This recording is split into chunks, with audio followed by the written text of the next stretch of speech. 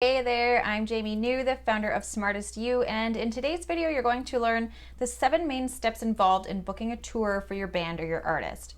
Plus, we've got a free artist management startup kit available in the description of this video that you'll want to download after you're done watching, as it contains supplemental information to this video. Alright, so jumping right in.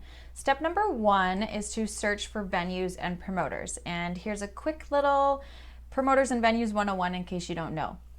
Promoters are the people who hire your band for a show or a festival or a special event and then promote it to their contacts and audiences. Sometimes the promoters own the venues and sometimes they rent them. And you may have heard of some of the biggest ones in the world, including Live Nation and AEG, among others, who put on thousands of shows a year, ranging from the biggest superstars to even some small local acts. But there's also much smaller promoters in every city, pretty much everywhere. So if you're not dealing with a promoter, then you'll be looking to deal with the venue bookers or the venue buyers, which is the same thing, or venue owners who do all their own booking. In general, we refer to anyone who is buying talent of any kind for a show or a venue, buyers or bookers, just so you know. All right, so how do you find the buyers?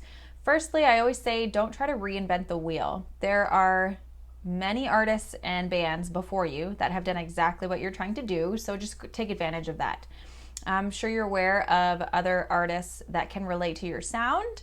So find out who they are, check out where they've toured or performed recently, and get an idea of which venues would work for you and your sound and in what order of the tour they'd work in. Because some venues are genre or vibe specific, so just take note of that. Bands in Town is a great place to start. So go to an artist's Facebook page and check out their Bands in Town app within there. Check their routing. And if you can't find much info from other bands' routes on there, then maybe check on Google and maybe type in a name of a band that sounds like you and is perhaps one step ahead of you in terms of audience, or who has done a tour that you want to do, and then include the words on tour and see what comes up. Then save all of this information into a buyer contact sheet. And then we'll move on to step number 2, which is to find out where your fans are. So check your Facebook stats, your Spotify stats, your Instagram stats if you have a business profile, which you should if you don't, your email list stats, and your Google Analytics for where your current fans are located, and try to get shows in those areas.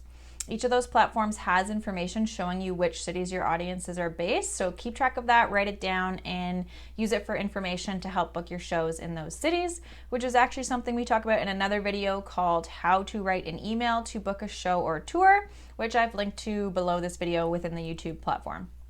Step number 3 is to draft a routing, which is which cities and in which order, which will ultimately depend on the availability of the venues. So the sooner in advance you book, the better chances you have of getting what you want. Again, don't try to reinvent the wheel. Just go back to your similar sounding artists' venue lists and routing lists, and if their routing makes sense, then simply just copy it. Set out the dates you'd like to be on tour, how many days a week you can perform without burning out. Usually the more shows you book per week, the more likely you are to break even or come out with some positive cash flow. But you've got to include breaks for vocals and driving time. There's so much more I could get into about routings, so I'm going to make another video about it, and when that becomes available, I will link to it in the description as well. Step number 4 is to draft your show booking request email. Include the date you want, what your performance package includes, artist info, including links, audience proof, a point form noteworthy section, and a link to a live video. As I mentioned earlier, make sure you check out our How to Write an Email to Book a Show or Tour video for much more details on this topic. Number 5 is to then negotiate your agreement. When the buyer finally gets back to you with an offer, you might either simply accept it or you might try to negotiate for more. The thing is, buyers can't afford to make mistakes and lose money on your show, so if you're brand new to the market, don't expect to make any money, and in fact, you can expect to lose money. Usually your better chance for negotiating is your second time around in that market. So if you work hard to get a good audience turnout the first time around, this can pretty much guarantee a return booking for a potentially better deal the next time around. However, if you want, you can try and negotiate for things like gas money, drink and food tickets, or maybe even a split of the door sales with all of the bands on the bill that night, or they might get you discounts on local hotel accommodations, or sometimes even free accommodations. Just be smart about it, about what you're asking for versus what you can offer them. And remember, the main thing is most of them just want people in their bars buying their drinks and their food. Step number 6 is to draft a budget. Firstly, you should already know how much it will cost you to perform a show, like including your musician fees, your food budgets, your accommodation budgets, your gas budgets, etc. And then once you're well aware of your performance guarantees and have negotiated each show, include all your potential revenues into your budget and level out your daily expenses. Try hard to keep your expenses fixed and try to spend less than projected, which is easier said than done. But if you want to come out on top, it's much more efficient to cut out expenses instead of trying to earn more. This is because the more you earn, the more you pay out to your managers and your agents if their agreements are based on gross revenue. So if you just cut expenses, that would mean that it's more money in your pocket. And as a manager, if you're the manager watching this, then you'll want to keep your artist's expenses down either way. We have a tour budget template and all the touring documents and spreadsheets you need included in our artist management toolkit, which is linked in the description of this video. And I actually will be making another video with more details on budgets, so look out for that as well. And finally, step number 7 is to advance the tour. When collecting all the details that you'll need about your show from the venue or buyers, we call this advancing the show or getting the show advanced or other variations of the term.